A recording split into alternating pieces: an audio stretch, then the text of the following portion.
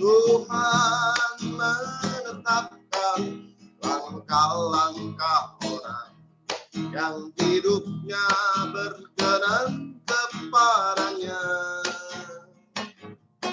Apabila ia jatuh, tak sampai terletak, sebab Tuhan menopang tangannya, tangannya, tangannya,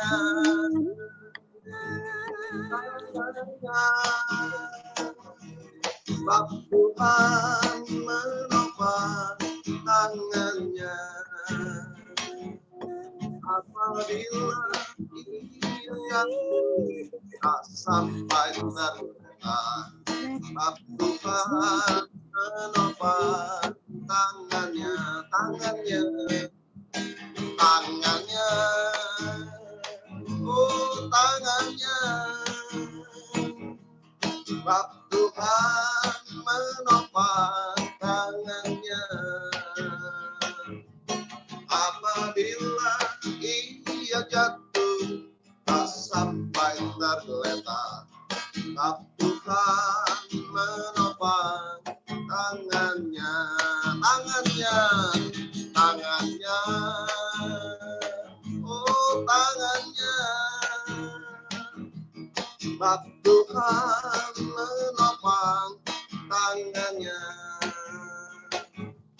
Apabila ia jatuh, tak sampai tergeletak, sebab Tuhan menopang tangannya. Puji Tuhan. Saya serahkan kepada Tante Nila berdoa kita untuk pemaparan Tante Yosi. Silakan Tante. Ya, mari kita berdoa. Bapa kami yang ada di dalam sorga, puji syukur kami naikkan kepadamu Tuhan. Kalau pada malam ini kami punya kesempatan yang begitu indah, kami bisa mengadakan sebuah seminar bersama dengan Dr. Yosi Tuhan. Terima kasih buat hamba-Mu.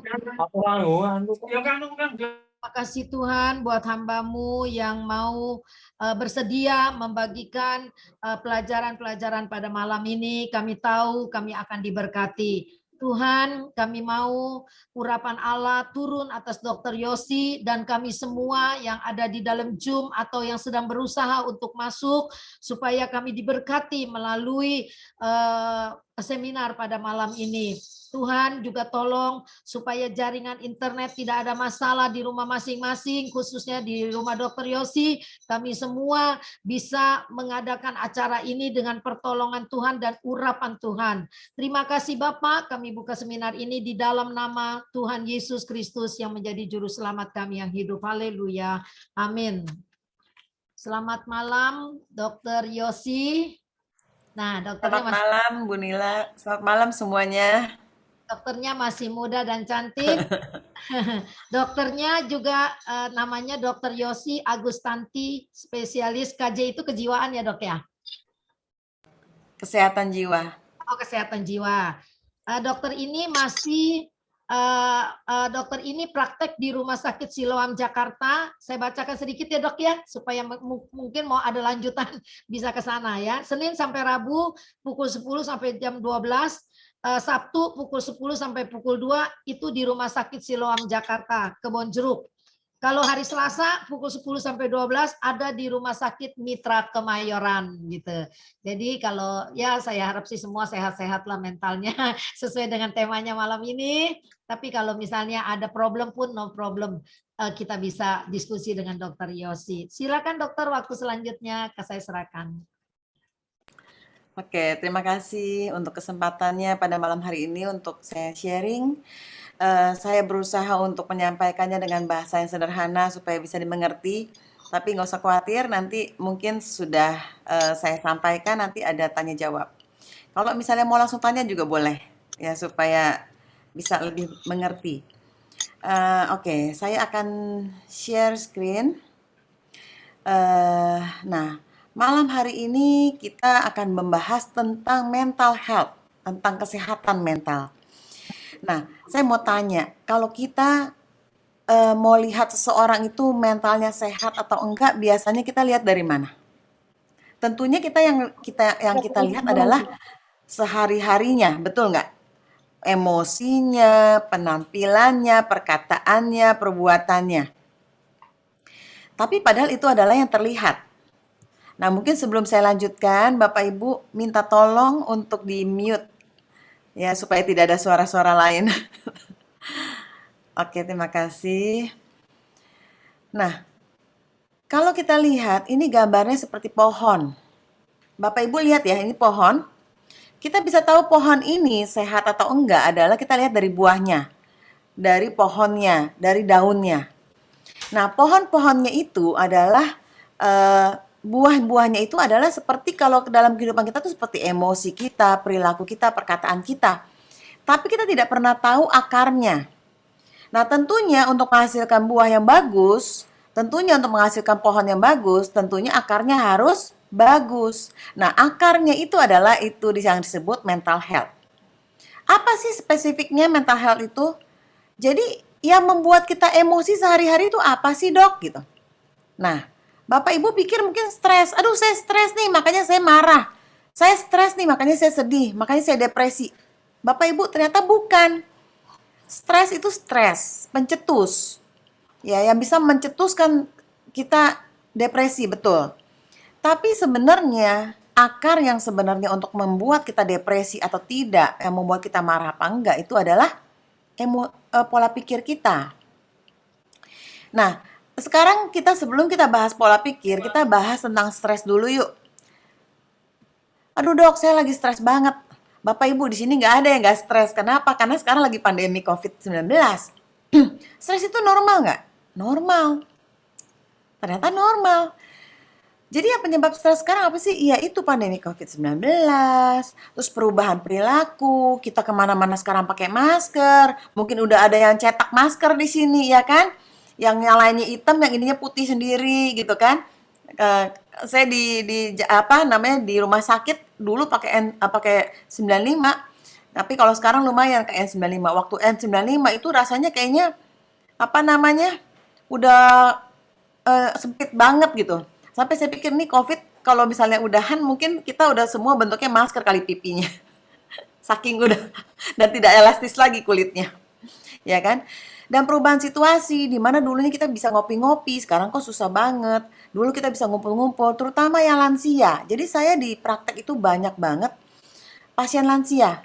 Kenapa? Dulunya sering karaoke, sering dansa-dansa. Sekarang sejak COVID nggak bisa, di rumah terus. Kenapa? Dengan resiko tertular. Ya apalagi yang Agustus kemarin. Wah itu saya juga stres. Juli, Agustus itu saya pulang praktek itu di mana-mana ambulan. Ya, juga nolongin anggota Komsel yang keluarganya juga terkena COVID, cari ke sana ke sini oksigen. Terus tekanan pekerjaan. Mungkin di sini ada yang ngalamin, di mana berdagang sekarang susah banget, yang ngutang nggak bisa bayar. Dan tekanan hutang atau tekanan misalnya di PHK itu ada. Tekanan keluarga juga ada. Di mana kebanyakan dari kita WFA, sehingga ketemu terus, sehingga suami istri sering berantem. Jadi angka perceraian juga tinggi di masa pandemi ini. Kondisi global juga membuat stres juga, di mana-mana negara itu terimpact dengan ekonominya, sehingga juga berakibat ke ekonomi negara kita. Nah, apa sih yang terjadi ketika stres? Tentunya stres itu akan melibatkan kimia otak. Ya, ketika hormon stres itu tinggi, itu yang disebutnya kortisol. Jadi stres tinggi, kortisol keluar. Tapi apa yang terjadi kalau stres terus-menerus? Itu akan mengubah kimia otak kita juga yang namanya serotonin dan dopamin. Nah, saya mau perkenalkan nih, 2 kimia otak yang berperan ke emosi kita, yaitu serotonin. Apa itu serotonin? Serotonin adalah kimia otak yang bikin happy. Disebutnya feels good chemical in the brain. Ya. Lalu kemudian dopamin. Dopamin adalah sebenarnya kimia otak yang berperan untuk semangat. Tapi kalau dopaminnya berlebihan, apa yang terjadi? Nanti kita lihat ya. Dok, apakah stres itu bisa menyebabkan gangguan jiwa? Nggak serta-merta bisa mengakibatkan gangguan jiwa. Saya perkenalkan ini yang namanya alarm. Ya. Nah, alarm 1, alarm 2, alarm 3. Nah, Bapak Ibu, tadi saya katakan pandemi COVID-19, kayaknya nggak ada orang yang nggak stres, ya. Semua orang stres, itulah menyalakan alarm kita. Jadi semua orang tuh punya alarm di otaknya, yaitu apa? Tanda bahaya. Jadi sejak COVID diumumkan, tanda bahaya kita tuh pasti nyala. Wah, bahaya nih. Gitu. Tapi itu alarm tingkat 1. Stres udah keluar. Tapi it's normal. Boleh nggak stres? Boleh. Nah, tapi apa yang terjadi kalau alarm itu nggak berhenti? Terus nyala. Alarm tingkat 2. Saya percaya banyak yang alarm tingkat 2. Ya, terutama di Agustus kemarin, tahun kemarin. Kenapa semua orang cemas, semua orang takut, ada yang gangguan tidur. Ya kan? Jadi kalau tadi cuma stres aja, yang ini udah menimbulkan kecemasan, gangguan tidur, udah mungkin sedih, udah ketakutan. Nah, di alarm kedua ini Bapak Ibu harus selesai. Harus kita belajar berespon benar. Gimana caranya? Nanti saya akan ajarkan. Kenapa? Karena kalau alarm 2 ini nggak diberhentiin, nggak di-stopin, dia akan berlanjut ke alarm 3. Nah, alarm 3 adalah kalau kita cemasnya terus-menerus, sampai rasanya capek banget, rasanya mengganggu aktivitas kita sehari-hari, ya, atau terus kita membuat jadi malas ngapa-ngapain, jadi kehilangan minat, yang tadi saya katakan, banyak banget lansia yang ngalamin ini. Ya, sehingga terjadilah gangguan jiwa. Ya. Nah, nanti kita akan lihat sama-sama apakah itu gangguan jiwa, apakah gangguan jiwa itu gila? Enggak. Gangguan jiwa itu ternyata enggak gila. Gangguan jiwa itu juga bisa terjadi di antara kita semua. Kenapa? Karena itu yang berperan adalah kimia otak kita. Jadi jangan pernah menghakimi orang yang ke psikiater atau orang yang mengalami gangguan jiwa. Oh, lu kurang iman lu, kurang doa. Ya kan? Lu pendeta juga ada yang ngalamin. Apakah dia kurang doa? Enggak. Tapi kenapa bisa terjadi banyak hal yang bisa mengakibatkan perubahan kimia otak?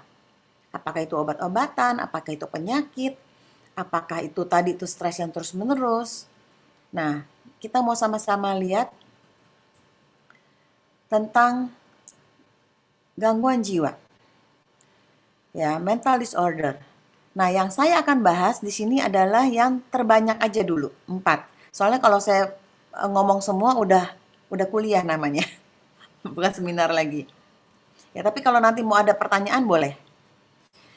Mental disorder yang paling banyak terjadi di saat ini adalah gangguan cemas. 80% yang datang ke saya, di praktek saya adalah gangguan cemas yang berkaitan dengan pandemik ini. Yang berkaitan ketika dia mengalami COVID, selesai COVID, ya, atau keluarganya yang mengalami COVID, itu dan terus-menerus sehingga itu yang disebutnya gangguan cemas. Lalu yang kedua adalah depresi yang paling banyak.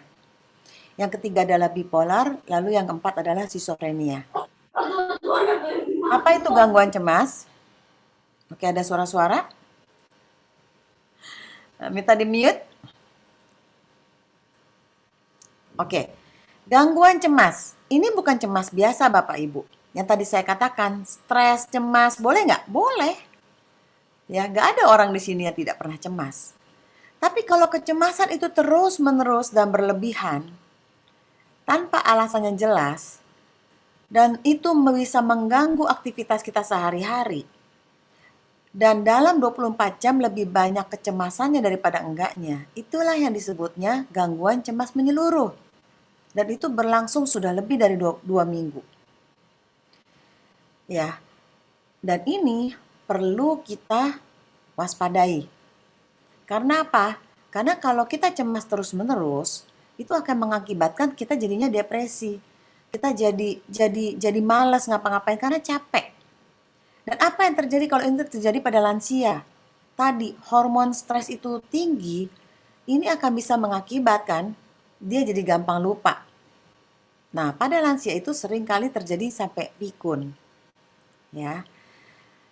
Nah, kalau kita mau lihat apakah kita mengalami gangguan cemas, Bapak Ibu nggak usah khawatir. Bapak Ibu bisa screenshot di sini, ya, screen capture. Apakah dalam 2 minggu ini Bapak Ibu merasa cemas, khawatir, atau gelisah nggak? Oh, nggak sama sekali. Berapa hari? Banyak hari? Setiap hari. Nah, berarti angkanya 3 kalau tiap hari. Nggak bisa berhenti ya dari rasa khawatir, ditandain. Lalu terlalu mengkhawatirkan berbagai hal, sulit menenangkan diri, merasa gelisah sampai sulit untuk duduk diam, restless ya. Jadi rasanya kok kayaknya gusar atau dia gini kayak gini-giniin kuku, ya gini-giniin kulit. Nah, itu udah masuk apakah kalau itu setiap hari itu angka 3. Nah, setiap nomor itu dikasih angka, lalu kemudian dijumlahin dan penilaiannya itu jadi Bapak Ibu mengalami cemas ringan, sedang, atau berat. Jadi ternyata gangguan cemas menyeluruh ada ringan, sedang, berat. Kalau ringan nggak perlu diobati. Kalau ringan bisa nanti saya ajarin bagaimana cara mengatasinya. Ya. Nah, kita lanjutin dulu, nanti kita akan bahas lebih lanjut. Yang kedua adalah depresi. Gangguan depresi. Apa itu gangguan depresi? Kalau mood kita udah turun. Rasanya kok gampang sedih, ya dok. Rasanya kok mood saya kayak males ngapa-ngapain, kehilangan minat, yang tadinya hobi udah nggak hobi lagi. Terus kayaknya kok gampang capek. Nah, itu sudah ada tanda-tanda depresi yang besar. Disertai dengan apa? Sulit tidur, susah konsentrasi. Sekarang kok kayaknya masa depan kayaknya suram, nggak bisa ada tujuan lagi hidup. Apalagi kalau disertai dengan rasa ingin mati. Nah, itu sudah depresi yang berat. Nah, lalu apa sih tanda-tandanya gangguan cemas, gangguan depresi, ringan, sedang, berat?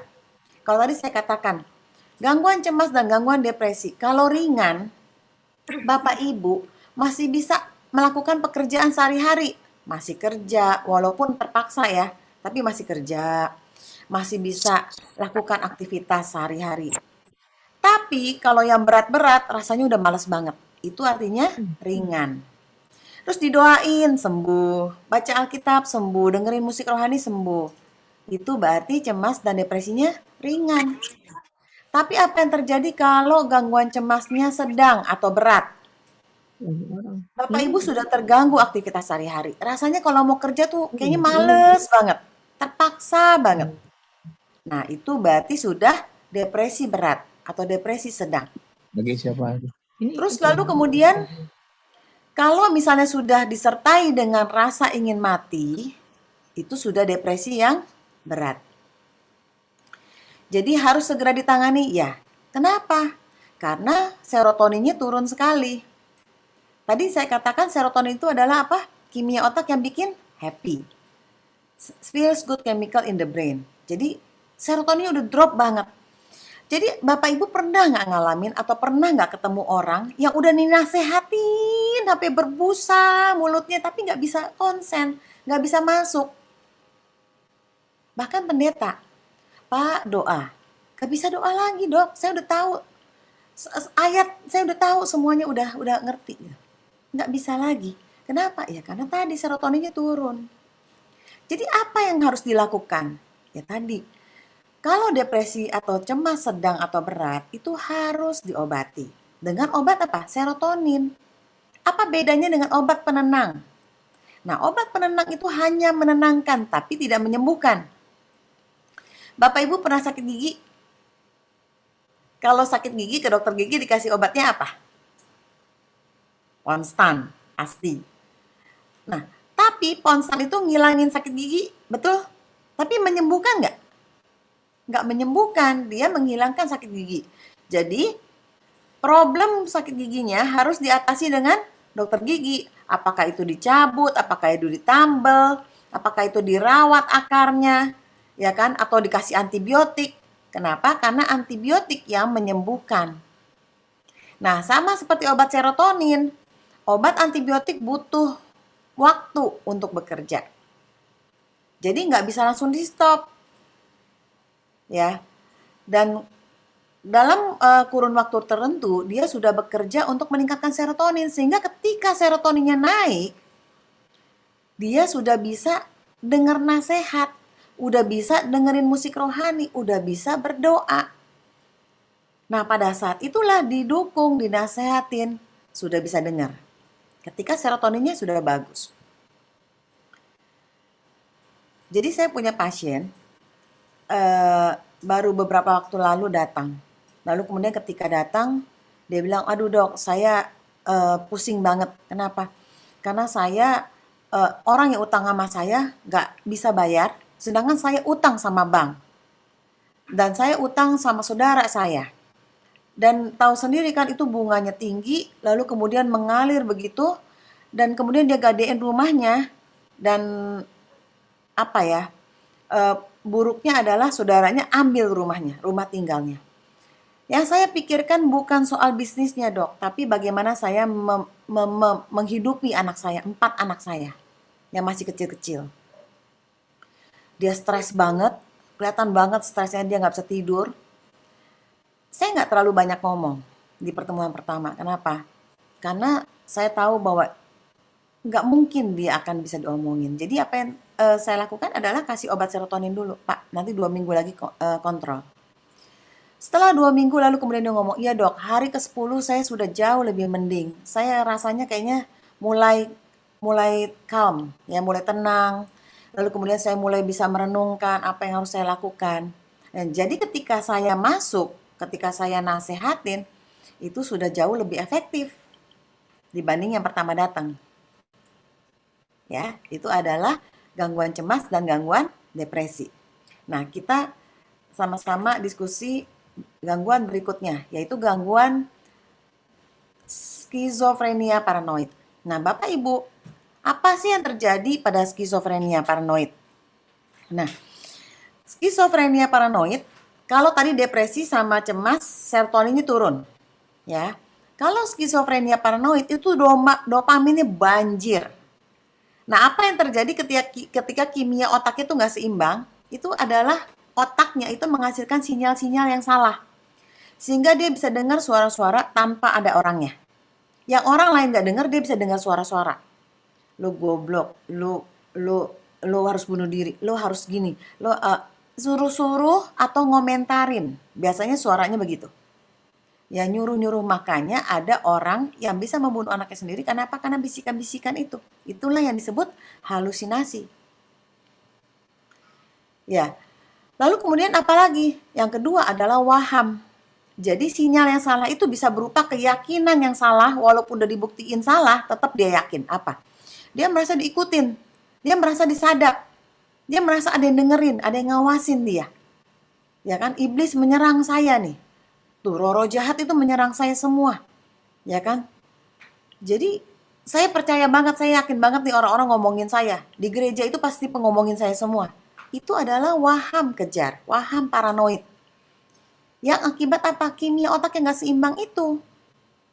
Jadi, bisa nggak didoain? Ya bisa didoain, cuman harus obat untuk menyeimbangkan kimia otak itu.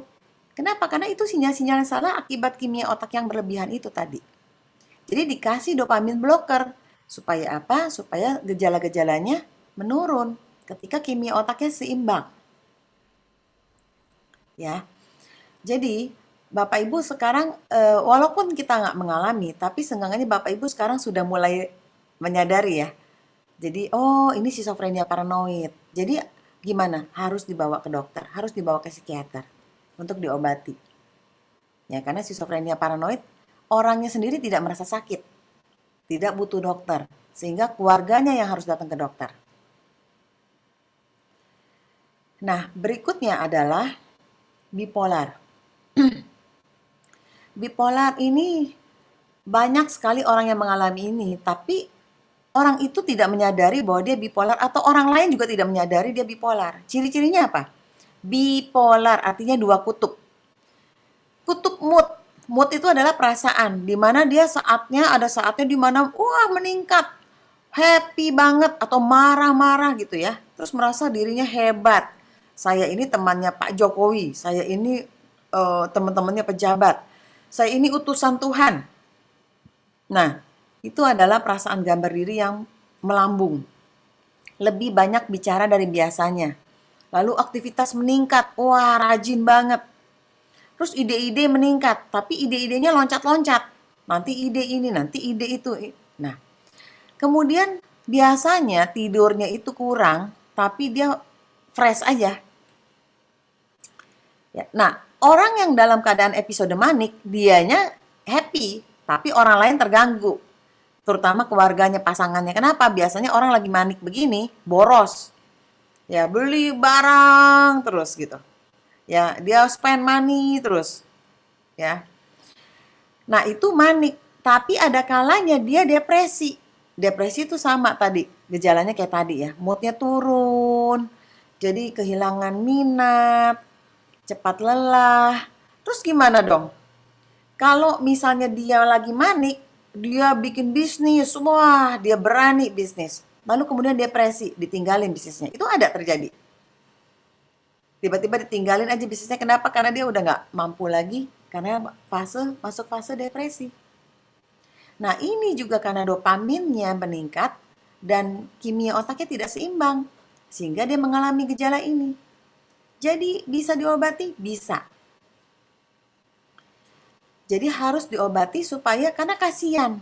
Biasanya dia akan menyebabkan jadi konflik di mana-mana. Konflik di keluarganya, konflik di teman-temannya. Jadi penderita bipolar juga harus ditolong. Nah, Bapak Ibu, bagaimana sih supaya kita nggak berlanjut ke alarm 3? Bagaimana sih supaya kita menyelesaikan stres-stres kita? Atau alarm 2 kita bisa belajar supaya bisa mengatasi alarm 2 dan tidak berlanjut ke gangguan jiwa. Nah, kita mau belajar bagaimana kita mengatasi stres. Pertama, gaya hidup. Siapa di sini yang rutin olahraga? 3-5 kali per minggu, ya. Lalu kemudian berjemur. Nah, berjemur itu ya bisa 15 menit, bisa 30 menit. Ya, ini sebenarnya antara jam 10 enggak juga gitu. Sekarang kan banyak misalnya terik. Terik udah jam 8 terik, ya udah jam 8 jalan gitu. Ya, jadi nggak ada patokan waktunya sebenarnya. Kenapa berjemur, Bapak Ibu? Karena ternyata terapi gratis dari Tuhan itu adalah sinar matahari. Itu terapi gratis yang akan merangsang melatonin. Siapa di sini yang melatoninnya mulai kurang? Yaitu biasanya yang di atas 40 atau 50 tahun, melatoninnya sudah mulai berkurang sehingga terjadi gangguan tidur. Nah, terapi gratis dari Tuhan adalah sinar matahari, makanya disuruh jemur. Lalu kemudian yang kedua adalah relaksasi. Nah, ini penting banget. Bapak Ibu, hal pertama yang bisa kita lakukan untuk mengatasi stres adalah terapi relaksasi. Saya akan ajarin ya. Yaitu latihan nafas. Tarik nafas 4 detik. Tahan 2 detik. Keluarin 6 detik. Nah, metode latihan nafas ini bermacam-macam, berbeda-beda. Ada yang 478, ada yang 426. Intinya adalah ketika kita melepaskan nafas, kita melepaskannya pelan-pelan. Kenapa? Karena orang yang cemas tuh pengennya buru-buru, betul nggak? Sampai nafas aja buru-buru. Sampai nafas aja irit. Ya, kalau orang cemas itu, ya rasanya kayaknya tegang kan. Jadi semua tuh serba irit, termasuk nafas. Padahal nafas gratis. Jadi, nah saya banyak tuh lihat Bapak Ibu tuh, pada tahan nafas kan, karena dengerin. Nah biasanya orangnya fokus. Jadi, kalau kita lagi nonton bioskop, ya misalnya nonton Spider-Man atau nonton yang serem-serem, apa yang terjadi? Kita keluar bioskop rasanya tegang kan? Karena kita nahan napas, karena tegang. Coba, kita belajar nafas. Dan itu terus-menerus. Karena ini akan membuat rileks. Ya. Kedua, jadi kalau Bapak Ibu misalnya ngalamin gangguan tidur, napas panjang, keluarin pelan-pelan. Yang kedua adalah terapi relaksasi itu stretching. Pegang bahu sini, lalu kemudian gerakin arah berlawanan. 10 detik. Lalu kemudian begini, arah berlawanan. 10 detik juga. Rasain nanti leher-leher kita mulai renggang, nggak tegang. Nah, kalau Bapak Ibu sering sakit kepala, ya di pandemik ini banyak yang suka sakit kepala. Ini dipijet, gini. Karena ini akan merangsang untuk keluar kimia otak yang rileks, bikin kita rileks. Ya, dan ini akan memerilekskan otot kepala kita, otot leher kita. Jangan ingat kalau kita rasa tegang di leher, jangan dipijet tulang lehernya, karena itu akan membuat bisa lebih buruk. Ya, karena tulang leher tidak boleh dipijet.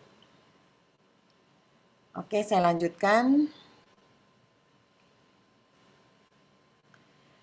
Nah, kemudian yang berikutnya adalah manajemen emosi.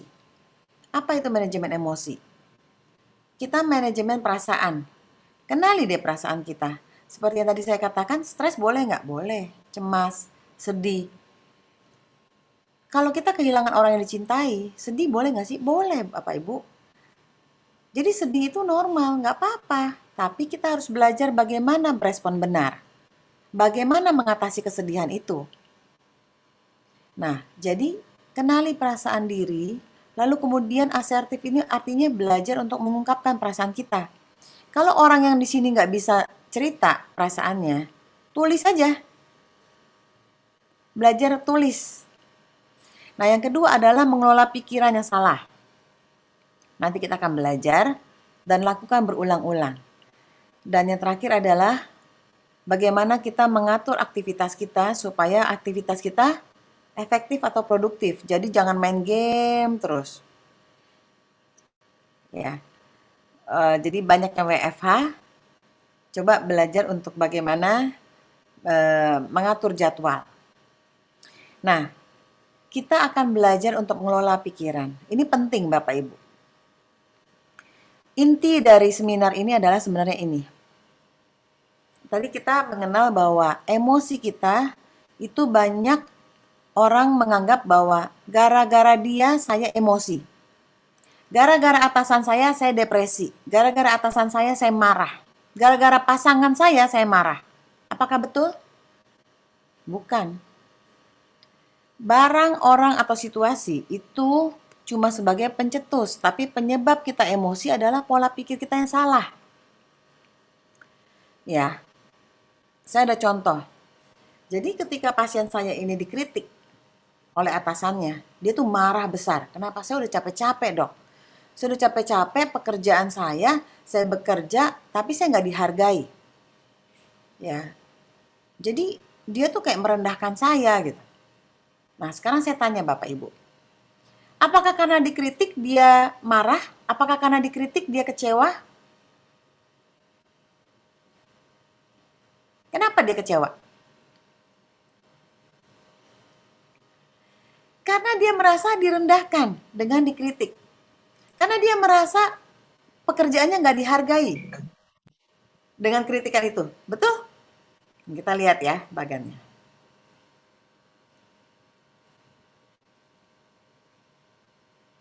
Dikritik disalahkan, saya direndahkan, saya nggak dihargai, saya nggak mampu, merasa diri sebagai korban. Jadi saya marah.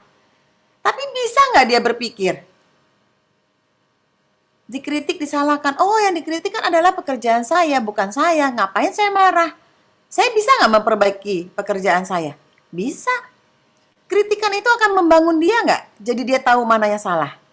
Iya. Jadi keberhargaan saya tidak ditergantung dari apa kata orang. Dan salah itu oke kok, saya bisa perbaiki kesalahan saya kok gitu. Nah, saya share ini benar-benar terjadi. Kenapa? Kenapa dia marah? Karena ternyata dia ada rasa minder. Yang dari kecil, dari pola asuhnya dia tidak dianggap oleh saudara-saudaranya. Ya, sehingga dari kecil dia punya rasa minder. Makanya ketika dia bekerja, ketika dia dikritik, dia marah sekali. Karena seperti kayak lukanya disentuh. Jadi bukan karena orang yang mengkritik dia, tapi karena orang itu menyentuh luka dia. Ya.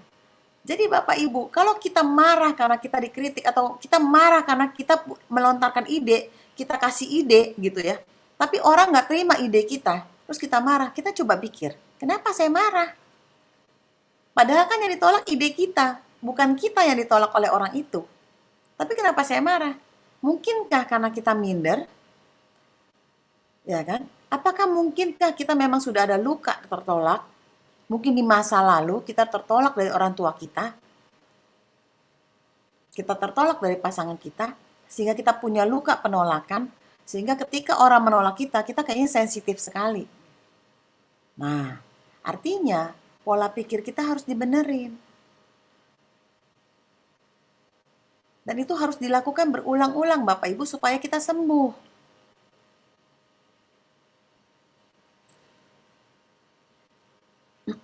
Nanti bisa ditanyain kalau ada yang ngerti. Nah, ini caranya. Ya, kalau Bapak Ibu bisa menemukan emosi apa sih yang saya sering alami, misalnya cemas. Kenapa? Karena saya takut, Dok. Kalau ke depannya saya nggak bisa kasih anak saya makan gimana? Ya kan? Saya cemas. Kenapa? Kalau nanti ke depannya saya di PHK gimana? Nah, ini kebanyakan adalah pola pikir masa depan. Yang kita takut akan masa depan, yang membuat kita cemas. Betul? Lalu koreksi, apa kata Tuhan tentang masa depan kita? Itu akan membuat kecemasan kita turun. Ketika kita merenungkan firman Tuhan. Ketika kita ingat Tuhan ngomong apa, janji Tuhan apa gitu. Kan Tuhan janji, jangan khawatir. Ya kan? Jangan takut, sebab aku menyertai engkau. Jangan bimbang, sebab aku nyalamu. Nah, itu perlu diomongin terus, perlu direnungkan terus. Supaya apa? Supaya kecemasan kita turun. Nah, inti dari seminar ini adalah bagaimana kita berespon benar. Bapak Ibu boleh sedih, boleh cemas, boleh takut. Tapi belajar untuk berespon benar. Berespon benar terhadap kesedihan itu. Berespon benar terhadap ketakutan yang kita alami. Kita sama-sama baca. Efesus 4 ayat 17-20. Sebab itu kukatakan dan kutugaskan kepadamu, di dalam Tuhan. Jangan hidup lagi sama seperti orang-orang yang tidak mengenal Allah dengan pikirannya yang sia-sia dan pengertiannya yang gelap. Jauh dari hidup persekutuan dengan Allah. Karena kebodohan yang ada di dalam mereka dan karena kedegilan hati mereka. Perasaan mereka telah tumpul sehingga mereka menyerahkan diri kepada hawa nafsu dan mengerjakan dengan serakah segala macam kecemaran. Tetapi kamu bukan demikian, kamu telah belajar mengenal Kristus. Artinya apa? Artinya dia tahu kebenaran. Dia tahu firman Tuhan. Tapi dia tidak mau berubah. Dia tidak mau mengubah pola pikirnya. Itu artinya degil. Bodoh itu bukan berarti bodoh pikirannya. Enggak. Bodoh itu bebal. Dia tahu firman Tuhan ngomong apa, tapi dia tidak melakukan, dia tidak berespon benar. Lalu yang kedua, berespon benar itu artinya apa ya? Tadi, berpikir benar. 1, berpikir benar. Apa firman Tuhan tentang berpikir benar? Jadi akhirnya saudara-saudara, semua yang benar, semua yang mulia, semua yang adil, semua yang suci, semua yang manis, semua yang sedap didengar, semua yang disebut kebajikan dan patut dipuji, pikirkanlah semuanya itu. Berespon benar, yang pertama berpikir benar, yang kedua adalah mengampuni. Nah, saya akan akhiri sesi ini. Bapak Ibu, kita punya pilihan. Kita mau berpikir yang salah, kita mau berespon yang salah, kita mau kepahitan apa tidak, itu adalah pilihan kita. Jadi di depan kita selalu ada pilihan. Kita mau pilih respon yang salah, yaitu kepahitan, atau kita mau belajar berespon benar. Ya, Tuhan memberikan kita untuk pilihan itu. Dan hasilnya itu akan sesuai dengan pilihan kita. Sama seperti kita juga ada pilihan, kita mau mengampuni atau tidak mau mengampuni. Apa yang terjadi kalau kita tidak mau mengampuni?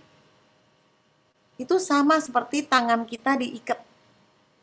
Ketika kita diikat, oke, misalnya tangan saya terikat nih. Saya masih bisa minum? Bisa. Saya masih bisa bekerja? Bisa. Saya masih bisa kemana-mana? Bisa. Tapi bebas nggak? Enggak enak. Nggak bebas. Jadi Bapak Ibu yang tidak mau mengampuni, Bapak Ibu bisa lakukan apa aja, tapi nggak enak hatinya. Kenapa? Karena terikat dengan masa lalu, terikat dengan orang-orang yang menyakiti kita. Jadi ketika kita memutuskan mengampuni, itu sama seperti kita mau membuka ikatan kita. Bukan membuka ikatan dia, tapi membuka ikatan kita. Kenapa? Karena kita memutuskan saya tidak mau lagi terikat dengan dia. Saya tidak mau lagi terikat dengan masa lalu. Ya. Dan mengampuni itu adalah keputusan, bukan perasaan. Jadi ketika kita memutuskan mengampuni, ya saat itu juga kita memutuskan mengampuni. Tapi saya masih sakit hati. Yes, nggak apa-apa. Sama seperti kalau luka dikasih betadin. Langsung sembuh nggak? Enggak. Terus mengampuni sampai luka itu terus dikasih betadin, sembuh nggak? Lama-lama sembuh. Jadi ketika kita ingat lagi, sakit hati lagi, ampuni. Ingat lagi, sakit hati lagi, ampuni. Sampai sembuh. Ya. Jadi kita malam hari ini kita belajar bagaimana kita berespon benar. Oke, saya buka tanya jawab. Silakan Bapak Ibu.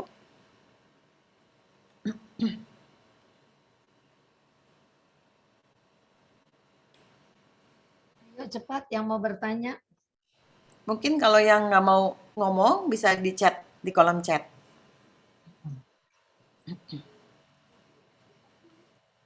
Tante, selamat malam Tante Nila. Saya mau tanya. Selamat malam dokter. Silakan. Siapa namanya? Selfie dok. Oh, Selfie, iya. Iya, Step di spotlight. iya, ini sih bukan untuk saya ya. Ini saya ingat mama saya.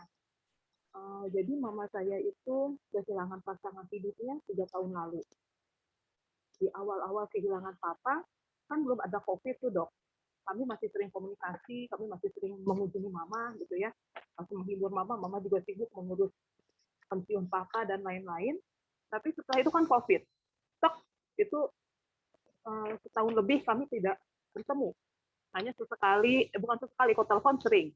Nah, setahun ini, beberapa bulan ini kan COVID udah mulai reda tuh. Mama udah mulai sering datang, bergantian di 5 anaknya. Tapi kami berlima tuh lihat mama, kok mama makin sini drastis banget ya. Tiba-tiba yang tadinya bulan ini ke rumah saya masih belum pikun lah gitu. Ini tiba-tiba yang mama cuci muka, kok panas ya muka mama pakai apa? Pakai ini, oh kok pakai odol gitu. Pokoknya drastis banget tuh dok. Kami rasa kok pikunnya drastis banget ya. Nah kemarin tuh sempat apa kalau seperti itu perlu dibawa ke dokter atau gimana ya dok? Karena khawatir sekarang pun kan mama tinggal sendiri dan nggak mau tinggal di salah satu kami anaknya. Gitu sih dok. Terima kasih. Terima kasih. Betul.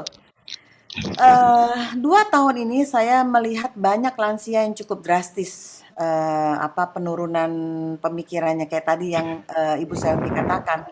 Dia ketemu mamanya baru setelah beberapa tahun.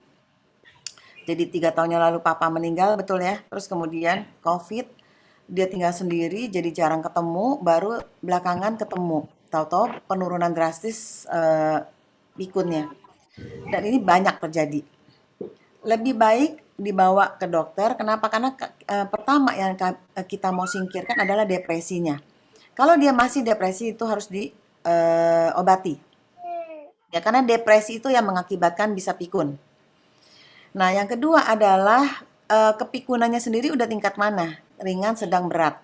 Nah, gejala pikun Bapak Ibu itu pertama kali adalah kehilangan memori segera. Jadi hal-hal yang dia tanyain terus udah dijawab, nanya lagi. Iya. Ya kan? Lalu kemudian dia bisa lupa, tadi udah makan ya? Udah mandi ya? Nah, hal-hal yang segera itu kehilangan. Itu adalah grade 1, grade awal justru. Kalau grade berikutnya dia udah masuk adalah memori yang pendek. Jadi yang tadi pagi makan dia lupa. Ya kan? Atau tadi malam ngapain dia lupa. Nah, itu udah mulai memori pendek. Lalu kemudian memori sedang dan yang terakhir adalah memori jangka jauh. Makanya orang yang pikun itu ingat sekali masa lalunya. Masa dulu-dulunya tuh ingat sekali. Nah, jadi Saran saya adalah apa yang harus dilakukan keluarga, bawa ke dokter atau bawa ke psikiater atau ke dokter saraf boleh untuk dites MMSE, untuk dinilai grade-nya. Lalu kemudian kalau memang ada depresi diobati. Lalu kemudian kalau emang kita bisa kasih vitamin otak dan bisa diperbaiki, alangkah bagusnya. Nah, keluarga itu harus justru bertanya terus ke dia, suruh dia cerita. Cerita apa? Cerita masa lalu. Bapak, jadi Ibu Selfie bawa album-album masa lalu, foto-foto masa lalu untuk ditanyain ke ibu. Ini waktu apa ya, Ma? Ini waktu apa ya? Gini-gini supaya dia cerita. Jadi kalau dulunya misalnya dia suka keroncong, suka lagu-lagu apa, diputerin lagi. Karena itu akan membuat dia lebih happy, dia bisa ingat masa lalu, itu akan merangsang kognitifnya. Nah, yang kedua adalah kenapa dia mau tetap di rumahnya? Karena masalahnya adalah kalau dia di rumah orang lain, dia nggak kenal tempatnya. Sedangkan orang yang pikun atau orang yang demensia itu sudah mulai nggak aware sama lingkungannya. Jadi seringkali dia jatuh. Saran saya tidak boleh ya, hidup sendiri tuh nggak boleh jelas. Ya. Ya, karena dia nggak aware lagi nanti ada gundukan, ada yang licin gitu. Jadi kamar mandinya harus dikasih anti slip. Ya.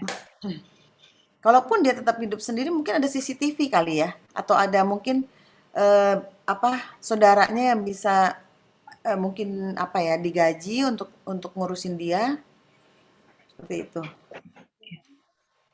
Iya dok, terima kasih. Walaupun sulit tuh pernah ada yang mama tinggal sama, kebetulan mama kan anak tunggal. Mama tinggal sama ini ya, sempat kami ada ini. Itu nggak cocok aja dok, bergantian orang ganti datang untuk temenin mama. Si itu mah begini, si itu begini. Jadi jadi Ya, sepertinya betul. untuk Kalau tahap awal lansia bawa memang ke agak dokter susah ya. kalau dia biasa sendiri. Iya, Dan yang kedua adalah pada demensia itu orang yang mengalami pikun itu seringkali memang ada ide paranoidnya. Jadi kayak ngerasa nih dia mau nyuri duit saya, nih ada orang masuk misalnya. Terus dia bisa dengar suara-suara juga. Jadi seperti kayak orang tadi schizophrenia dia bisa dengar ada halusinasinya gitu. Dan itu harus diobati juga. Oke dokter, terima kasih. Ya, mungkin yang lain? Oh, Selamat malam, Dok. Ya, malam. Saya Hardi, mau tanya sedikit boleh? Boleh, banyak juga boleh. Jadi kalau mungkin sebagian besar kesimpulan penyakit kejiwaan itu paling banyak dominan itu dari pikiran kita sendiri atau pikiran dianya sendiri gitu loh. Mungkin mindset lah kalau saya katakan gitu ya, Dok ya. Nah, pertanyaan saya, bagaimana cara kita merubah mindset seseorang secara efektif ya dok ya. Soalnya dalam kehidupan kita ya terutama saya kan di sekeliling saya kan ada banyak orang termasuk menghadapi anak sendiri pun juga berbeda-beda karakternya. Nah, kan saya memberi nasihat kepada anak saya itu kadang dia suka menerima gitu loh. Menerima saya udah coba jelaskan dengan cara begini, cara begitu, tapi intinya sama, itu agak susah diterima. Tapi yang saya lakukan pada akhirnya adalah saya melakukan pembiaran dulu gitu. Saya biarkan dulu, tapi sambil saya awasi. Nah, nanti pada satu titik kira-kira apa yang saya omongin terjadi, baru saya dekati lagi. Nah, kan udah saya kasih tahu, kalau kamu kayak gini, pasti kayak gini, kayak begini gitu loh. Nah, itu gimana dok ya? Mohon arahannya dok ya. Oke, kamu yang mana sih? Saya cari-cari kok nggak ada yang kelihatan kamu ngomong. Hardi yang mana nih Hardi? tolong Halo? dong Coba. di on cam ya yang mau bertanya sama dokter dulu Nggak, saya on cari-cari. cam ya, di on cam. Oke, ya udah. Oke, Hardi, kok namanya Yati? Istrinya. Oh, iya iya. Oke, Pak Hardi, sekarang saya tanya ya. Uang 5.000 ini gambarnya apa? Perempuan atau laki? Kembar laki. Salah. Hah? Perempuan. Oh maaf, saya perempuan ya? Emang laki Perempuan. deh. Enggak, Perempuan. perempuan. Oke. Ayo. Siapa Yakin? itu, Dok? Yakin? Yakin? Oh, masa? Enggak ah, perempuan. Ayo, kenapa saya bilang perempuan? Perempuan karena bagian belakangnya terlihat Tunggu, perempuan. Vera. Ayo, yang ditanya Pak Hardi. Kamu namanya Hardi bukan? Ayo, Pak Hardi. Kenapa saya bilang perempuan? Saya tidak tahu. Di depan saya laki-laki. Oke. Kenapa saya bilang perempuan, Pak Hardi? Karena Hmm. jadi siapa yang benar? Siapa yang salah? Tidak ada yang benar, tidak ada yang salah. Ah. Tergantung siapa. Kok bisa? Kita beda pendapat loh. Kenapa dua-duanya benar? Ya kadang ya saya merasa anak saya punya pandangan Loh, bukan sendiri. anaknya, Pak. Ini uang. Kita kan beda pendapat, Pak. Kok bisa benar, dua-duanya benar? Kita kan beda pendapat. Karena kita berbeda sudut pandang. Iya. Saya lihat dari sisi sini, Bapak lihat dari sisi sini. Benar nggak? Bapak lihatnya laki-laki, saya lihatnya perempuan. Saya lihatnya dari sini. Ya kan, Pak? Nah, jadi Pak, di dalam kehidupan kita, seringkali kita memutlakkan hal yang tidak mutlak. Ya. Jadi misalnya Pak, suami istri. Yang satu pencet odol dari ujungnya. Kalau Bapak pencet odol dari pangkalnya. Siapa yang benar? Dua-duanya benar, tapi berbeda sudut pandang. Nah, Bapak sama anak, orang tua sama anak, pasti beda sudut pandang. Istri sama suami pasti beda sudut pandang. Atasan sama bawahan pasti beda sudut pandang.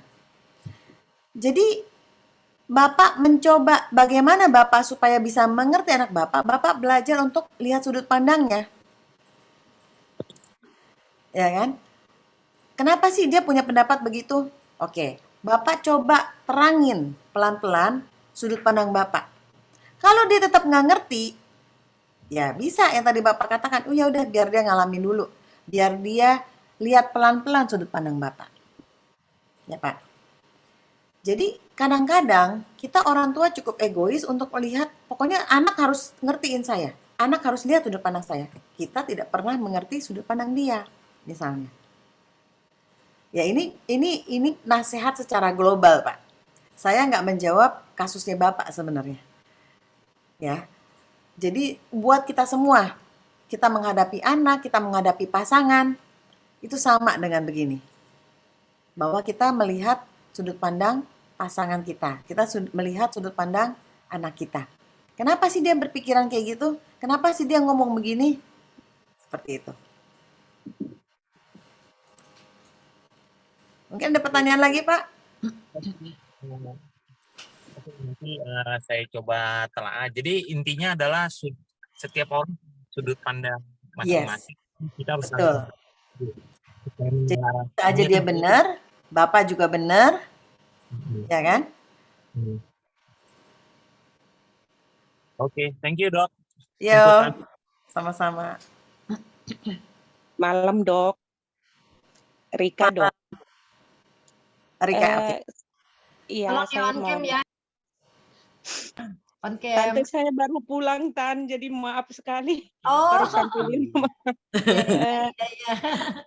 Ya, puji Tuhan bisa ikut. Nih ada. Dok, saya pertanyaan begini Dok.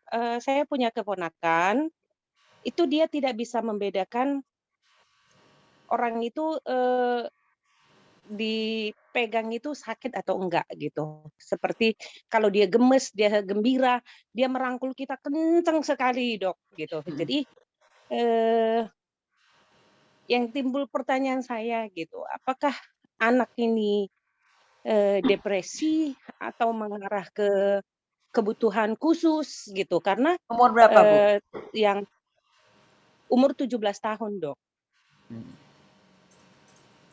Cuman kalau secara mata saya lihat karena ibu bapaknya dari dulu kerja gitu. Kalau saya sih pikiran saya mungkin karena orang tuanya kerja malam nyampe di rumah gitu. Tapi lama kelamaan setelah ibunya berhenti kerja pun itu semakin kelihatan gitu. Dan kalau misalkan ketik status di WA itu Dok, itu seperti tidak nyambung dengan pikiran kita dengan apa yang dia lakukan begitu. Itu arahnya kemana ya, Dok? Minta pencerahannya. Terima kasih, Ya, Dok. sebaiknya diperiksa sih, Bu, ke psikiater karena bisa aja dia gangguan pengontrolan impulsifnya dia ya. Jadi ibaratnya dia susah sekali untuk mengontrol em, apa sih namanya impuls ya kita sebutnya. Jadi kalau dia itu nggak bisa pelan-pelan, dia harus keras. Nah, biasanya itu berkaitan dengan ADHD sebutnya, ya. Jadi attention ADHD. deficit hyperactive disorder. Jadi hiperaktif, mungkin dari kecilnya hiperaktif. Nah, itu yang harus diperiksa sih, Bu. Nggak bisa dengan seminim ini informasinya. Kalau dulu lahirnya dia vakum, Dok. Apa itu mempengaruhi nggak ya Bisa, kalau Mas? ya Bisa bisa. jadi ya. Gitu ya. Oke, makasih, Dok, atas Ya, pencerahannya. sama-sama. Oke, yang lainnya? Halo, selamat malam, Dok. Malam. Saya Rianti. Dok mau nanya, di keluarga saya ada histori om sakit jiwa. Nah, itu awalnya memang dia seperti paranoid, terus merasa seperti ada orang yang mau bunuh dia gitu, kejar-kejar. Itu dari SMP ya, dari di SMP. Mungkin nggak sih, Dok, dari obat yang buat ngontrol, abis itu kan masuk rumah sakit jiwa gitu, terus kan dikasih obat, apakah itu bikin ketergantungan nggak ya, Dok, sehingga halusinasinya itu bisa berkembang jadi lebih parah gitu, karena at the end mungkin jadinya nggak sembuh tapi kayak malah tambah parah. Waktu itu sempat normal, kayak normal, terus keluar dari rumah sakit jiwa, tinggal bareng kita, tapi sempat kalau kambuh dia lebih parah sampai ngelarang kita semua nggak boleh keluar rumah gitu, takut ada yang mau bunuh nih, ada yang mau bunuh gitu. Nah, itu sebenarnya ada efek dari obatnya juga nggak sih, Dok, bikin ketergantungan atau gimana? Makasih. Oke. Jadi iya betul, itu schizophrenia paranoid. Nah, obat itu tujuannya adalah memblok dopaminnya dia supaya halusinasinya hilang atau halusinasinya minimal. Tapi yang terjadi adalah orang kalau udah masuk rumah sakit jiwa, dia dikontrol obatnya. Tapi apa yang terjadi ketika dia keluar dari rumah sakit jiwa, obat di stop. Enggak kok, Dok, diminum. Yes, orang yang sudah lama sakitnya, kamu nggak tahu dia sepintar apa. Dia masukin mulut, lalu kemudian dia taruh di pinggir lidah, lalu kemudian dia buang. Itulah yang terjadi kenapa halusinasinya lebih banyak jadinya. Jadi kok obat sepertinya kayak nggak mempan lagi. Ya, karena dia sembuh, kambuh, sembuh, kambuh, sembuh, kambuh. Ya kan? Jadi dia harus diobati. Apakah obat menyebabkan ketergantungan? Tidak. Obat itu adalah kebutuhan. Jadi sekarang sama skizofrenia itu dan bipolar itu sama seperti orang kencing manis sama hipertensi. Obatnya itu tidak bisa stop. Memang seumur hidup. Jadi kalau misalnya obat kencing manis itu di stop, apa yang terjadi? Gula darahnya naik lagi. Apakah itu memang salah obatnya? Ataukah apa memang dia ketergantungan? Bukan. Karena kebutuhannya. Karena kalau dia tidak minum obat kencing manis, gula darahnya akan tinggi. Karena itulah sifat penyakitnya. Nah, sama seperti skizofrenia ini. Jadi belum ada obat yang menyembuhkan total, hanya ada obat yang mengontrol gejala. Tapi sekarang kabar baiknya nih, mungkin bisa jadi masukan buat keluargamu. Adalah obat itu tidak perlu yang minum setiap hari sekarang. Ini sudah ada yang suntikan sebulan sekali, bahkan udah ada yang 3 bulan sekali. Sekarang udah di BPOM, obat yang 6 bulan sekali disuntik, dia tidak perlu lagi makan obat. Jadi saya punya pasien yang 30 tahun keluar masuk rumah sakit jiwa. Karena tadi keluar rumah sakit jiwa stop obatnya. Ketika kambuh dimasukin lagi. Suntik aja sebulan sekali. Sampai sekarang dia tidak pernah lagi dirawat karena sudah bagus. Oh, oke, makasih dok. Ya, Berarti sama-sama. walaupun dia keluar, tetap ya harus ada pengawasan dari Iya, tenaga medis lah ya, betul. memastikan dia minum obatnya gitu ya. Betul, betul. Dari keluarga harus mengawasi dia minum obat. Kalau misalnya susah sekali untuk mengontrolnya, saya saranin pakai suntikan aja sebulan sekali. Oke, makasih dok. Ya, Selamat malam dok, saya mau tanya. ya boleh. Nama saya Samuel. Saya punya teman sudah 28 tahun menderita depresi dari tahun 93. Pertanyaan saya, apakah seorang penderita depresi tidak bisa disembuhkan secara total? Rasanya nggak mungkin depresi. Depresi bisa. Depresi itu bisa lepas obat. Kalau 28 tahun kemungkinan besar dia antara skizofrenia dan atau bipolar. Jadi itu yang perlu diperiksa lagi. Kalau depresi bisa sembuh total. Oh bisa ya? Bisa. Jadi kalau misalnya dia 28 tahun depresi tidak pernah sembuh, kemungkinan besar itu bipolar 2. Tapi memang dia bilang obat itu nggak bisa berhenti katanya. Jadi obat itu cuma diturunin dosisnya katanya. Begitu Iya, sih dia ngomong. makanya. Jadi Soal kemungkinan kalau misalnya memang dia tidak pernah sembuh dari depresinya, kemungkinan dia depresi yang bagian dari bipolar. Ingat tadi bipolar kan ada yang kutub naik, kutub turun. Nah, ada yang depresi terus menerus itu disebutnya gangguan bipolar juga. Gejalanya sama seperti depresi, tapi nggak pernah stop, nggak pernah berhenti terus menerus, ya itu gangguan bipolar biasanya. Oh gitu. Baiklah dok, makasih. Iya. Ayo, yang mau bertanya cepat supaya itu kita semua bisa dengar nih penjelasan dokter. Malam dok, Malam, siapa nih? dokter Oke. Yosi, saya Aikwan Age. dok.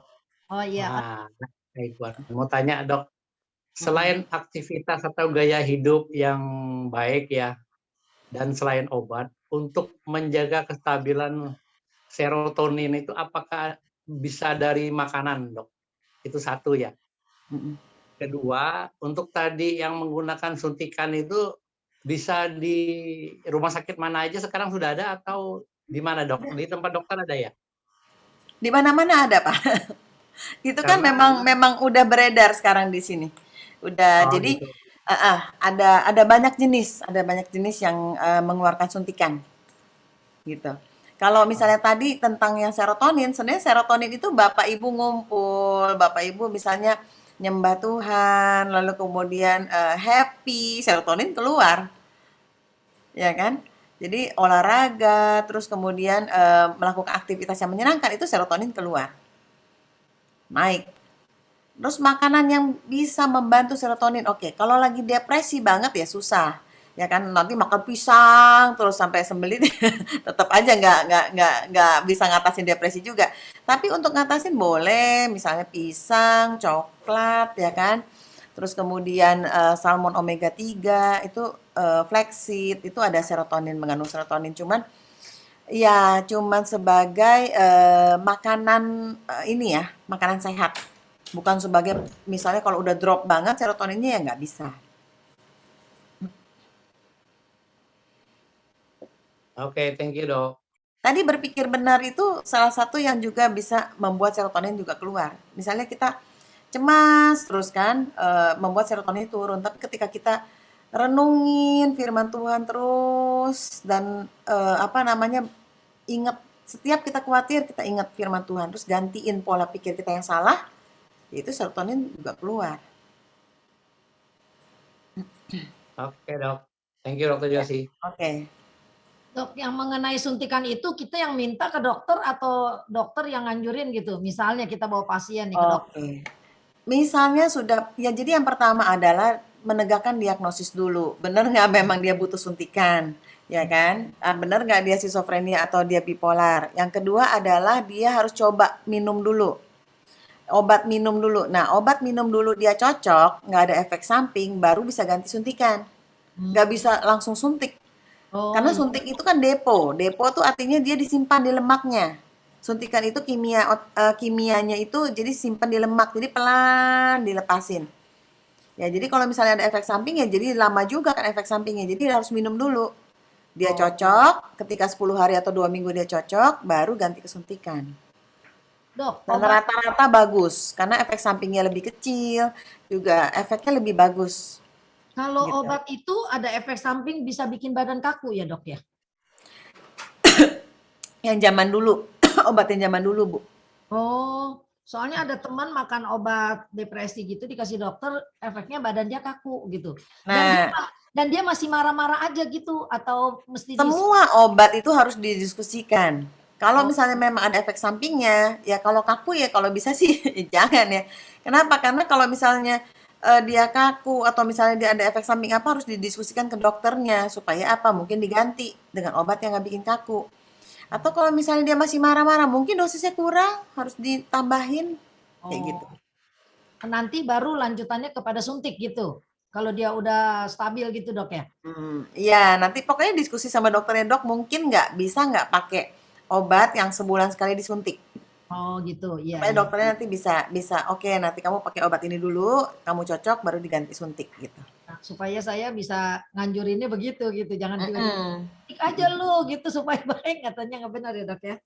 Ya. Sama satu lagi nih, Dok, saya mau nanya. Tadi kan kalau belanja melulu itu kan kayaknya udah termasuk bipolar juga, Dok. Nggak cuma belanja doang, Bu, banyak gejala yang lainnya. Nanti orang belanja dibilangnya bipolar lagi. Terus saya tertariknya belanja melulu tuh bisa bikin bipolar gitu. Enggak. Saya punya teman begini, senang banget belanja, apalagi kalau ikut tur sama dia itu. Dia belanja, misalnya orang belanja 1 lusin, dia mesti mau 2 lusin gitu. Padahal barang itu nanti sampai di rumah nggak kepake sama dia. Jadi ini kayak satu penyakit gitu ya, Dok ya. Nggak bisa diukur dari belanja doang sih, Bu. Banyak hal. Nanti takutnya kita jadi menghakimi lu belanja terus lu bipolar. Gawat. Iya. Heeh. Dok, thank you. Itu aja. Ayo yang lain yang mau bertanya.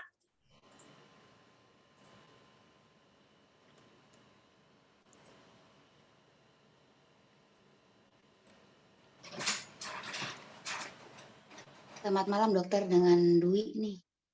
Mau nanya itu yang tadi vitamin otak yang buat pikun pendek, sedang, panjang itu bisa dibeli bebas atau mesti lewat konsultasi ke dokter dulu? Oke. Jadi kalau misalnya Ibu sudah menganggap bahwa ini memang terganggu memorinya, ya, sebaiknya sih memang dibawa, Bu, untuk ke dokter untuk dinilai ini ada pikun apa enggak. Gitu. Karena kalau misalnya memang ini memang terjadi pikun atau demensia, kita harus cari penyebabnya, Bu. Penyebab paling banyak sebenarnya adalah salah satunya depresi. Untuk kita singkirkan depresinya, kita perbaiki depresinya supaya nggak makin depresi dan nggak makin pikun. Kedua adalah kencing manis. Gula darah itu kencing manis tuh banyak sekali menyebabkan orang jadi pikun. Yang disebutnya adalah demensia metabolik. Yang ketiga adalah hipertensi, darah tinggi. Itu bisa jadi demensia vaskular disebutnya. Kenapa? Karena hipertensi ternyata terjadi stroke kecil-kecil yang nggak ada jadi nggak lumpuh sih nggak gitu. Tapi stroke kecil-kecil itu membuat jadi banyak otaknya yang mati. Sel-sel otaknya mati. Nah, itu bisa menyebabkan pikun juga. Itu yang harus dicari penyebabnya. Jadi lebih baik sih diperiksa. Baik, terima kasih dokter. Iya. Tadi maksudnya itu obat darah tinggi yang mungkin kelamaan makan apa obat diabetes yang kelamaan itu bisa menuju ke sana ya, Dok ya? Enggak. Gula darah yang tidak terkontrol, jadi gula darah yang tinggi itu bisa menyebabkan demensia, Bu. Oh. Ya, kolesterol tinggi, lalu kemudian hipertensi yang nggak terkontrol. Jadi misalnya Bapak Ibu, kalau misalnya Bapak Ibu misalnya normal, tapi kalau stres darah tingginya langsung gitu, itu juga nggak boleh. Oh. Jadi kalau misalnya terutama yang sudah lansia atau sudah di atas 50 tahun, kalau misalnya stres terus langsung tinggi banget, lebih baik minum obat darah tinggi dengan dosis rendah. Karena ternyata itu darah tinggi yang cepat sekali itu bisa menyebabkan apa namanya pembuluh-pembuluh darah kecil itu mengalami stroke. Oke, thank you dokter. Ayo yang lain. Malam dokter. Malam. Tunggu aku nyalain sedikit. Oke, saya Lucky dokter. Salah nih yang disorot. Oke. Aku mau tanya dok, aku tertarik dengan mengampuni ya dok. Kata-katanya simple tapi sulit. Nah, pertanyaannya adalah kalau kita disakitin nih dok, terus kita tadi kata dokter kayak betadin, kita ampunin. Ingat lagi kesel, kita ampunin lagi dok. Nah tapi kalau orangnya itu di sekitar kita dok, terus kita ketemu dia disakitin lagi, kita ampunin lagi, ketemu dia disakitin lagi. Nah sikap kita sebaiknya seperti apa dok? Apakah kita jaga jarak kan? Jaga jarak, oh anak Tuhan kok kayak gitu sikapnya gitu dok. Jadi kalau dari sudut pandang dokter, sebaiknya apa yang harus kita lakukan supaya kita pengen sembuh total gitu dok, dengan cara menghadapinya. Thank you dok. Ya, jadi gini, ketika kamu tidak bisa mengubah situasi, ketika kamu tidak bisa mengubah orang, yang kamu bisa ubah apa? Saya, diri saya. Yes, pola pikir kamu terhadap orang itu. Pola pikir kamu terhadap situasi itu. Jadi kalau kamu nggak bisa mengubah situasi yang susah, kamu harus belajar beradaptasi dengan situasi itu. Kamu harus belajar lebih kuat untuk menghadapi situasi itu. Ya kan? Jadi saya punya temen, ceritanya kita nih panitia kemarin. Orang ini marah terus berantem, ngajak berantem orang terus gitu. Lalu kemudian, dan itu nggak bisa diubah. Kenapa tuh orang merasa paling benar gitu. Nah, apa yang kita bisa lakukan? Ya kita berespon benar. Yaitu apa? Ya kita tahu dia orang yang begitu, ya kita belajar untuk nerangin jadi pelan-pelan. Kita harus belajar berpikir benar. Oh ya, dia kenapa marahnya begitu? Karena dia merasa tadi tuh, dia setiap ngelontarin ide-ide, ketika kita nggak dengerin, dia langsung marah-marah. Emang ya lu giliran gue nggak punya duit, lu nggak dengerin. Giliran orang yang punya duit, lu dengerin. Akhirnya, udah, kita belajar untuk beradaptasi. Biarin dulu, biarin aja. Nanti besok-besoknya saya terangin. Maksudnya begini loh, ya kan? Kita tuh nolak ide lu gitu ya. Tapi kita bukan menolak lu, kita tuh sayang sama lu. Nah, kita belajar pelan-pelan. Nah, hal-hal kayak gitu, kita nggak bisa berharap dia berubah. Tapi kita yang berubah untuk menerima dia apa adanya. Nah, sama seperti misalnya sama pasangan. Seringkali pasangan tuh nggak bisa berubah ya, terus gitu aja terus misalnya. Ya kita yang harus belajar pola pikirnya. Saya terima dia nggak apa adanya. Saya harus belajar bagaimana berubah pikiran saya untuk melihat dia. Kalau enggak kita stres terus. Kita sakit hati terus. Ya. Kalau jadi coba mengerti sudut pandang dia. Kenapa sih dia begitu terus? Oh, baru tahu. Jadi kamu harus belajar melihat orang, bukan hanya permukaannya aja, tapi kamu harus lihat dalamnya juga, sehingga kamu bisa lebih mengerti sudut pandang dia. Kayak tadi tuh. Kenapa saya bisa ngertiin dia? Karena saya bisa lihat latar belakangnya kenapa dia begitu. Karena dari kecilnya dia tertolak. Dia sama mama papanya itu dikasih ke neneknya gitu. Mama papanya nggak mau ngurus dia. Jadi dia tertolak. Jadi seringkali dia sensitif banget sama penolakan gitu. Ya, jadi saya nggak sakit hati kalau misalnya dia marah-marah, karena saya ngertiin dia gitu. Nah, nambah ya dok. Kalau kita putuskan untuk kita, dibandingin kita ketemu dia, nanti kitanya belum siap, lalu kita proses gimana ya dok? Sampai gimana caranya kita kuat ngadepin dia? Apa kita jaga jarak dulu, healing kitanya dulu gitu sampai kita siap untuk ketemu dia misalnya gitu ya, atau ya hadapin aja gitu, ketemu sakit hati ampunin lagi, tapi kan pasti nempel dok, nggak mungkin cara dia nyakitin itu nggak mungkin langsung lupa gitu ya dok. Sorry ya dok. Jadi ingat gini, dia hanyalah pencetus. Dia hanyalah pencetus. Penyebabnya adalah pola pikir kamu. Jadi gimana cara menghadapi dia? Perubahan pola pikir kamu. Ya, kamu tidak bisa mengubah dia, kamu nggak bisa menghindari dari dia. Ya, kamu harus yang mengubah cara pola pikir kamu terhadap dia. Itu. Oke dok. Thank you ya dok ya. Ya.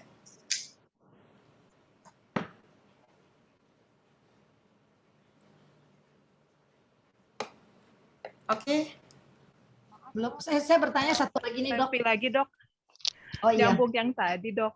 Ya. Gimana ya? Mohon saran aja sih dari dokter. Gimana saya bilang ke mama, mas kita ke dokter atau gimana? Takutnya malah menyinggung, nanti malah dia ngambek lagi gitu.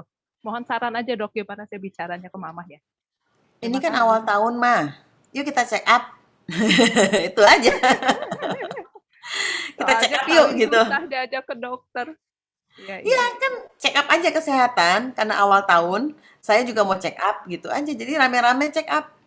Iya ya, rame-rame dengan beberapa anaknya juga kali nggak apa-apa ya dok. Oke dokter, terima kasih. Iya. Dok, yang mengalami gangguan begitu kadang-kadang diajak ke dokter nggak mau dok, aku sehat ngapain bawa ke dokter gitu loh. Ini bagaimana ngebujuknya ya? Yang mana nih, yang schizophrenia kan sama yang bipolar kan? Ya keluarganya yang harus datang. Keluarganya bukan pasiennya. Oh, karena pasiennya nggak usah datang. Jarang banget pasien schizophrenia mau datang. Hampir nggak pernah. Iya, benar-benar nggak mau datang dok. Karena dia merasa diri kan nggak sakit tadi saya bilang. Iya, padahal dia sakit ya. Soalnya gini, ini ada satu pertanyaan. Teman saya kan dia menikah dengan second marriage segitu lah dok ya. Jadi dia punya anak yang kecil itu dari suaminya sekitar umur 10 atau 9 gitu, saya juga lupa. Ini anak selalu bermasalah gitu. Nanti sabun dicemplungin ke bak, jadi satu bak air itu penuh sabun. Terus nanti odol dipencet sampai habis gitu. Jadi ini Mama Tiri marah melulu. Jadi akhirnya sering berantem anak Tiri yang masih kecil dengan Mama Tiri gitu nih. Umur berapa? 9 tahun. Anak ini memang dari kecil udah mungkin merasa tertolak kan, ditinggal mamanya, udah gitu terus dijaga oleh bapaknya, terus kadang-kadang bapaknya kerja, dia dijaga sama kokonya, kadang-kadang ditinggal di rumah sendirian, jadi mungkin kurang pendidikan. Ini apakah udah mengalami sedikit gangguan jiwa atau bagaimana ya? Harus diperiksa Bu, dan itu harus diperiksanya sama psikiater anak dan remaja. Oh, karena jadi 9 tahun. Oh, yang kalau untuk anak-anak lain lagi ya psikiaternya, bukan psikiaternya, bukan ke dokter Yosi gitu. Bukan umum, iya. Oh, itu dokter anak-anak itu di mana ya dok? Biar saya nganjurin ke temen gitu biar dibawa. Psikiater anak dan remaja coba browsing aja yang dekat rumah dia. Oh iya. Soalnya kasihan juga ini jadi bermasalah akhirnya rumah tangga gara-gara anak gitu. Ini ada pertanyaan lagi? Masih ada yang mau bertanya enggak? Terus satu lagi deh dok, nih pertanyaan teman banyak banget nih ya. Kalau tidur tuh mimpi kayak main silat gitu. Terus sampai jatuh. Terus sampai jatuh. Sampai istrinya juga nggak mau tidur sama. Jadi bukan single bed, jadi pakai double bed gitu. Karena ya begitu, suka kayak main silat gitu kan, suka kepukul apa, pernah sampai satu kali biru gitu. Jadi itu semua dilakukannya di waktu tidur gitu. Ini juga mesti ketemu dokter kali ya? Iya, biasanya gini, kalau tidur gelisah atau tidur misalnya rasanya kok kayak nanti bangun terus capek gitu, itu biasanya berkaitan dengan kecemasan Bu, ketegangan. Oh, dianya cemas ya? Biasanya berkaitan dengan ketegangan. Jadi banyak kan dari kita yang kayaknya kalau mimpi tuh mimpinya capek banget. Misalnya mimpi kerja, mimpi kejar-kejaran, itu biasanya berkaitan dengan kita lagi tegang. Oh. Kalau itu terus-menerus terjadi ya kemungkinan memang gangguan cemas menyeluruh. Dia terus-menerus sudah bertahun-tahun, puluhan tahun mungkin seperti itu. Jadi mesti ke dokter ya kayaknya ya. Mesti sebab kalau saya bilang gini, berdoalah sebelum tidur. Udah berdoa, Bu, katanya begitu. Jadi mungkin mesti dibantu dengan obat kali ya, Dok ya. Ya, dibantu dengan obat dan itu ya, serta supaya suaminya bisa tidur. Kalau enggak kasihan ya, keganggu terus. Iya, jadi dia kurang tidur melulu memang, dan tapi karena dia kurang tidur, dia begitu, akhirnya memang masuk kepada depresi, mungkin bukan stres lagi. Nanti lambung nggak enak, nanti nggak Ya. constipation. Nah, itu juga lagi banyak. Jadi yang sakit lambung, gangguan sakit kepala itu juga lagi Nggak bisa banyak karena bertahap. berkaitan dengan itu, berkaitan dengan Nggak psikis. bisa bertahap, jadi banyak banget penyakitnya gitu. Oh, oke lah, nanti saya anjurin supaya jumpa dengan Dokter Yosi. Nggak ada lagi yang mau bertanya ya? Kalau nggak ada lagi, kita akan akhiri. Dan saya mengucapkan terima kasih banyak kepada Dokter Yosi yang bersedia memberikan seminar sehingga kami juga dapat pencerahan yang luar biasa ya. Kan kadang-kadang mau bertanya yang begitu-gitu tuh kepada dokter umum, jawabannya pasti berbeda gitu. Jadi puji Tuhan, semoga apa yang kita tanya boleh terjawab dan memberkati kita semua. Saya juga mau mengucapkan terima kasih kepada beberapa hamba Tuhan yang saya ajak untuk Zoom malam ini dan bersedia hadir. Coba saya sebutkan ya, kalau ada yang ketinggalan maaf nih. Sebentar, saya ini. Selamat datang, selamat malam kepada Bapak Ibu Pendeta Helena. Angkat tangan Bu, puji Tuhan Ibu bisa hadir. Bapak Pendeta Frankie Singal, Pak, tadi udah saya sapa. Bapak Pendeta Freddy Buta-Butar. Malam Pak, puji Tuhan Bapak ada di sini. Bapak Pendeta Sujianto. Bapak Pendeta Sujianto, tadi saya lihat ada ya. Oh iya tuh dia tuh. Malam Pak. Ya, Tuhan berkati malam ini ya Pak. Dan juga Ibu Pendeta Sitinjak dari Medan. Mana Bu? Coba on cam, Vera. Mama di on cam. Mama pakai nama Excel, Tante. Oh, itu Mama ya. Salam ya buat Mama, puji Tuhan. Malam ini kita diberkati. Ada Bapak Pendeta Kaleptan juga dari mana itu ya? Kajangan, dari Kajangan. Oh iya itu. Halo Ibu, apa kabar? Dari Medan ini, puji Tuhan. Ya, Dokter Yosi, sekali lagi kami berterima kasih. Biar Tuhan pakai Dokter Yosi lebih hari lebih heran lagi. Ya, baik di kedokteran di rumah sakit maupun di pelayanan di gereja. Dokter Yosi dari gereja Abalov ya, yang di PIK ya Dok ya. Yang di Fluid, Bu. di Fluid ya, yang di Fluid ya. Puji Tuhan, mari kita mau tutup dalam doa pada malam ini. Saya minta dengan hormat Bapak Pendeta Frankie Singal tutup seminar ini dalam doa. Di unmute dulu Pak.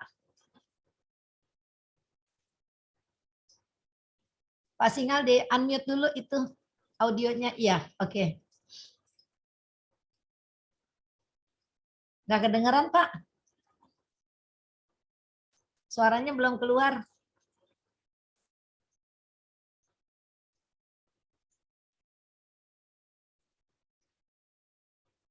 Sebentar. Ya, oke, udah keluar tuh. Udah keluar, dah. Udah, sip. Baik, puji Tuhan. Kita bersyukur tentunya karena kita sudah diberkati lewat apa yang kita terima saat ini. Dan saat ini kita akan mengakhiri. Mari kita tundukkan kepala dan kita berdoa.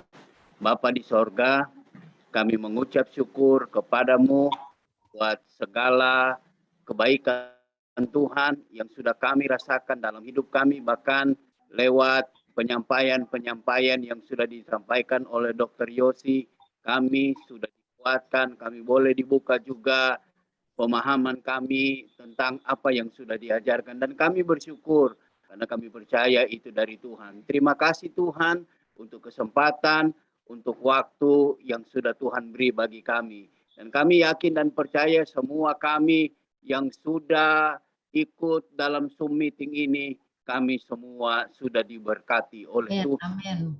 Jadi doa kami, terus berkati Dr. Yosi sebagai pembicara narasumber kami pada malam ini, berkati kehidupannya, berkati pekerjaannya, beri juga dia selalu ada kekuatan, sehingga boleh terus ada dalam segala aktivitasnya. Terima kasih Bapak. Terima kasih Tuhan Yesus. Terima kasih Allah Roh Kudus. Kami tutup, kami akhiri pertemuan kami malam ini hanya di dalam satu nama yang ajaib. Tuhan Yesus Kristus. Haleluya, haleluya. Haleluya. Amin. Amin. Dr. Yosi, sampai jumpa lagi di lain waktu. Ya, terima kasih Bu. Terima kasih Nanti semuanya. teman-teman, Terima kasih Pak. teman-teman yang mau jumpa Dr. Yosi bisa di Rumah Sakit Siloam. Bisa tanya saya hari apa. Foto dulu, Tan. Oh ya, foto dulu ya, Dok. Semua on cam mau difoto. Tolong dong kameranya. Kali ya. Tunggu dulu, Sep, supaya buka kamera dulu semuanya, Sep. Tolong teman-teman buka kamera, mau difoto. Malu, Tante. Ih, jangan malu, ayo Saya- cepat Vera. Lagi di jalan, Tante, jadi kurang jelas. Gak apa-apa lah, yang penting kelihatan tuh giginya tuh. Kelihatan giginya. Siap ya. 1, 2, 3. Sekali lagi. Sekali lagi. Siap. 1, 2, senyum. 3. Oke. Ya, makasih Dulu, saya. Tan. Ya, Kita Tuhan kasih berkati. jempol buat Dr. Yosi, kasih jempol buat Dr. Terima Yosi. kasih semuanya. Bye-bye, Dok. Thank you, Tuhan Dok. God berkati. bless. Terima kasih, Dok. Ya. Terima kasih, Tante Nila. Iya dokter, Tuhan Yesus Terima berkati. kasih, Tuhan memberkati buat Tuhan semuanya. memberkati. Walaupun putus-putus, sinyalnya kurang bagus.